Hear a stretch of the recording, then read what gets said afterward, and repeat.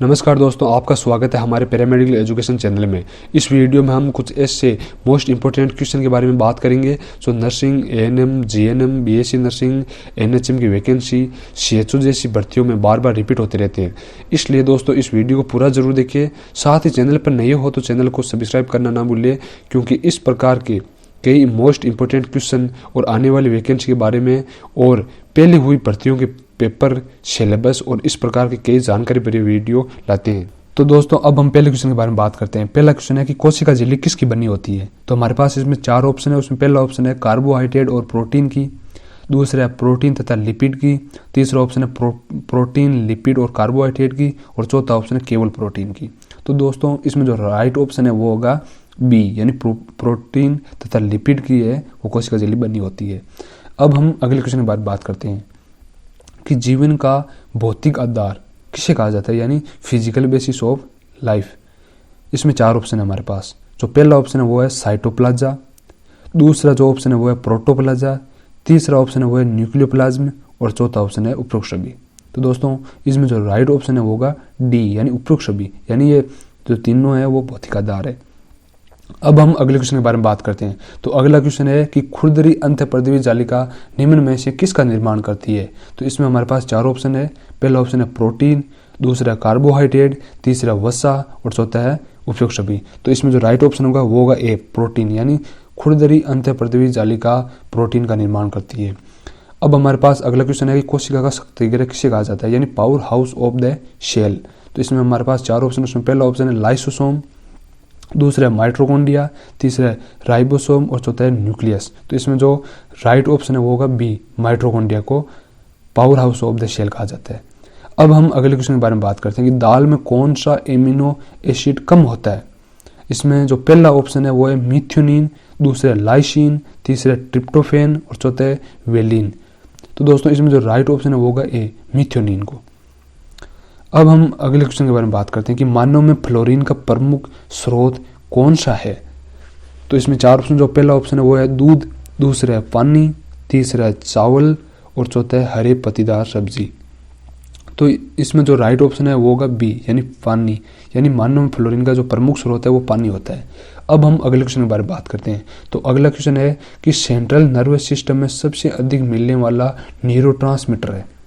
तो इसमें 4 ऑप्शन। जो पहला ऑप्शन है वो है पीएबीए, दूसरा है जीएबीए और तीसरा है एसिटाइकोलिन और चौथा है वो है एसएचटी। तो इसमें जो राइट ऑप्शन होगा वो बी, यानी जीएबीए है वो सेंट्रल नर्वस सिस्टम में सबसे अधिक मिलने वाला न्यूरोट्रांसमीटर है। तो दोस्तों अब हम अगले क्वेश्चन के बारे में बात करते हैं। तो अगला क्वेश्चन है कि सबसे पहले बनने वाला टीका कौन सा था। तो इसमें 4 ऑप्शन है। उसमें पहला है रेबीज, दूसरा है प्लेग, तीसरा है टीबी और चौथा है एचआईवी। दोस्तों ये काफ़ी मतलब इजी क्वेश्चन भी है और काफ़ी मज़ेदार क्वेश्चन भी है। इसका ऑप्शन जो राइट ऑप्शन है वो आपको नीचे कमेंट बॉक्स में देना है, फिर हम इसका जो राइट ऑप्शन होगा वो हम अगले वीडियो में बता देंगे। इसी प्रकार हमने पिछले वीडियो में भी एक क्वेश्चन पूछा था कि कैंसर का अध्ययन कहलाता है। इसमें हमने 4 ऑप्शन दिए थे, एम्ब्रियोलॉजी, दूसरा हिस्टोलॉजी, तीसरा बेरियाट्रिक्स और चौथा है ओंकोलॉजी। तो दोस्तों इसमें जो राइट ऑप्शन है वो होगा डी, ओंकोलॉजी, यानी जो कैंसर का अध्ययन किया जाता है उसे ओंकोलॉजी कहा जाता है। इसी प्रकार जो अभी हमने क्वेश्चन दिया कि सबसे पहले बनने वाला टीका कौन सा है, रेबीज, प्लेग, टीबी और एचआईवी। तो इसका आपको नीचे कमेंट बॉक्स में राइट आंसर देना है। अब हम अगले क्वेश्चन के बारे में बात करते हैं। अगला क्वेश्चन है कि बर्फ से सुखाया हुआ बुखार कौन सा है। तो इसमें 4 ऑप्शन है, बीसीजी, दूसरा है खसरा, तीसरा है पीला बुखार और चौथा है उपरोक्त सभी। यानी इसमें जो मतलब 4 ऑप्शन दिए गए हैं उसमें जो राइट ऑप्शन है वो होगा डी, उपरोक्त सभी, यानी ये जो तीनों प्रकार है जो बुखार के वो बर्फ से सुखाया हुआ होता है या हम बर्फ से सुखा सकते हैं। अब हम अगले क्वेश्चन के बारे में बात करते हैं कि टीकों के संग्रहण के लिए कौन सी जगह उपयुक्त नहीं है। तो इसमें हमारे पास 4 ऑप्शन है। उसमें पहला ऑप्शन है सामुदायिक चिकित्सा केंद्र, दूसरा है प्राथमिक चिकित्सा केंद्र और तीसरा है सब सेंटर और चौथा है मेडिकल कॉलेज। तो इसमें जो राइट ऑप्शन होगा वो होगा सी, यानी सब सेंटर में हम टीकों के संग्रहण के लिए उपयुक्त नहीं है। अब हम अगले क्वेश्चन के बारे में बात करते हैं। अगला क्वेश्चन है कि शहद में मौजूद मुख्य शर्करा है। 4 ऑप्शन है हमारे पास। उसमें पहला ऑप्शन है वो है फ्रक्टोज, दूसरा है ग्लेक्टोज, तीसरा है लेक्टोज और चौथा है मेनोज। तो इसमें जो राइट ऑप्शन होगा वो होगा ए, फ्रक्टोज। यानी शहद में मौजूद जो मुख्य शर्करा होती है वो फ्रक्टोज होती है। अब हम अगले क्वेश्चन के बारे में बात करते हैं। अगला क्वेश्चन है कि चाय के दो मुख्य प्रकार कौन से हैं। इसमें 4 ऑप्शन है हमारे पास, काफ़ी इजी क्वेश्चन है। उसमें पहला जो ऑप्शन है वो है काली और लाल चाय, अगला ऑप्शन है वो है काली व हरी चाय, तीसरा ऑप्शन है वो है हरी व लाल चाय और चौथा है वो लाल व नीली चाय। तो इसमें जो राइट ऑप्शन होगा वो होगा बी, काली व हरी चाय। अब हम अगले क्वेश्चन के बारे में बात करते हैं। अगला क्वेश्चन है सामान्य सीमन के नमूने में कम से कम कितने स्पर्म सामान्य आकार व आकृति के होने चाहिए। तो इसमें हमारे पास 4 ऑप्शन है। उसमें पहला है 60% होने चाहिए, दूसरा है 90% होना चाहिए, तीसरा ऑप्शन है 80% और चौथा है 50%। तो इसमें जो राइट ऑप्शन होगा वो होगा सी, यानी 80% होने चाहिए। अगला जो क्वेश्चन है वो है फैलोपियन ट्यूब की जांच हेतु कौन सा परीक्षण किया जाता है। इसमें हमारे पास 4 ऑप्शन है। उसमें पहला है रूबीन परीक्षण, दूसरा है हिस्टोसेलोफेंजियोग्राफी, तीसरा है लेप्रोस्कोपी और चौथा जो ऑप्शन है वो है फर्न परीक्षण। दोस्तों इसमें जो राइट ऑप्शन होगा वो होगा डी, फर्न परीक्षण है। वो फैलोपियन ट्यूब की जांच हेतु परीक्षण किया जाने वाला परीक्षण होता है वो फर्न परीक्षण होता है। अगला जो क्वेश्चन है वो है कि निम्न में से कौन सा आकस्मिक रक्त स्त्राव का प्रकार नहीं है।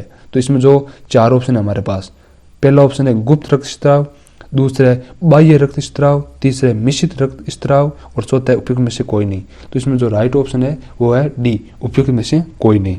दोस्तों अब हम अगले क्वेश्चन के बारे में बात करते हैं। तो अगला क्वेश्चन है कि यदि कोई प्रोलेप्सिस है, वह कार्ड में धड़कन है तो क्या करेंगे।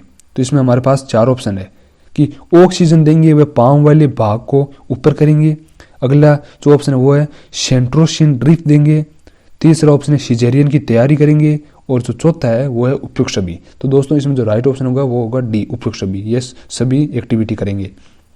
अब हम अगले क्वेश्चन के बारे में बात करते हैं। तो अगला क्वेश्चन है कि यदि किसी को पूरे गांव की सैंपलिंग करनी है तो वह हर छठे व्यक्ति को चुनता है, तो इस प्रकार की सैंपलिंग कहलाती है। तो इसमें हमारे पास 4 ऑप्शन है। पहला ऑप्शन है वो है क्लस्टर सैंपलिंग, अगला जो ऑप्शन है वो है सिस्टमेटिक सैंपलिंग, तीसरा ऑप्शन है वो है सिंपल रैंडम सैंपलिंग और जो चौथा है वो है परसवी सैंपलिंग। तो इसमें जो राइट ऑप्शन है वो होगा बी, सिस्टमेटिक सैंपलिंग कहलाती है। अब हम अगले क्वेश्चन के बारे में बात करते हैं। तो अगला क्वेश्चन है कि किसी भी मेडिकल कॉलेज का विभाग प्रमुख निम्न में से किस प्रशासकीय स्तर पर आता है। तो इसमें 4 ऑप्शन है। उच्च प्रशासनिक श्रेणी, दूसरा मध्य प्रशासनिक श्रेणी, तीसरा है ऑपरेटिव प्रशासनिक श्रेणी और अगला है वो है पहली प्रशासनिक श्रेणी। तो दोस्तों इसमें जो राइट ऑप्शन है वो होगा बी, मध्य प्रशासनिक श्रेणी। इस प्रकार हम अगले क्वेश्चन के बारे में बात करते हैं कि निम्न में से मेगोब्लास्टिक एनीमिया के कारण है। तो हमारे पास इसमें 4 ऑप्शन है। उसमें पहला है कि विटामिन ए की कमी, अगला ऑप्शन है वो है विटामिन B12 की कमी और तीसरा ऑप्शन है वो विटामिन सी की कमी और जो चौथा ऑप्शन है वो है विटामिन B2 की कमी। तो दोस्तों इसमें जो राइट ऑप्शन होगा वो होगा बी, यानी विटामिन B12 की कमी। अगला क्वेश्चन है कि निम्न में से बंगुई की परिभाषा किसके लिए प्रयोग की जाती है।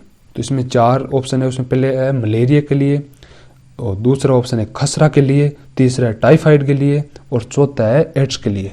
तो दोस्तों इसमें जो राइट ऑप्शन होगा वो होगा डी, एड्स के लिए बंगुई की परिभाषा प्रयोग की जाती है। अगला जो क्वेश्चन है वो है PHN का पूरा नाम।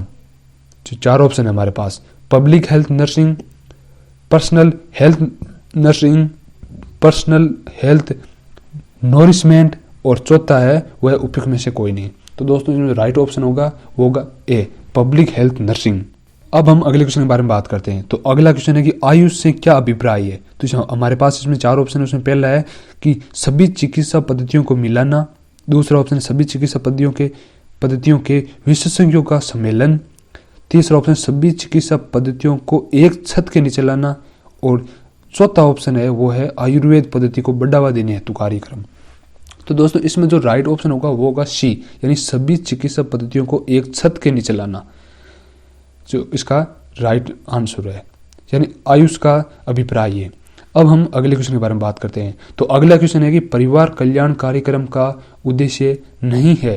तो इसमें 4 ऑप्शन है। उसमें जो पहला ऑप्शन है वो है जनसंख्या स्थायित्व, दूसरा है मानव विकास, तीसरा शिशु मृत्यु नियंत्रण और चौथा है मातृ मृत्यु नियंत्रण। तो दोस्तों इसमें जो राइट आंसर होगा वो होगा बी, मानव विकास, क्योंकि मानव विकास का उद्देश्य वो परिवार कल्याण कार्यक्रम के अंतर्गत नहीं आता है। अब हम अगले क्वेश्चन के बारे में बात करते हैं कि विकल्प योजना किससे संबंधित है?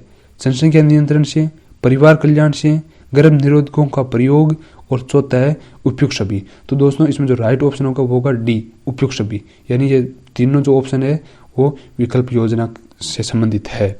अब हम अगले क्वेश्चन के बारे में बात करते हैं। अगला क्वेश्चन है कि निम्न में से किसका आयोडीनेशन होता है? तो इसमें 4 ऑप्शन है, शक्कर, बी जो बी ऑप्शन है वो है पानी, सी ऑप्शन है नमक और चौथा है आलू। तो इसमें राइट ऑप्शन होगा सी, नमक का आयोडीनेशन होता है। इस प्रकार दोस्तों हमने मोस्ट इंपोर्टेंट क्वेश्चन के बारे में बात की है। तो अगर ये क्वेश्चन आपको अच्छे लगते हैं तो इस वीडियो को लाइक करें, अपने दोस्तों के साथ शेयर करें और चैनल पर नए हो तो चैनल को सब्सक्राइब करें। Thanks for watching.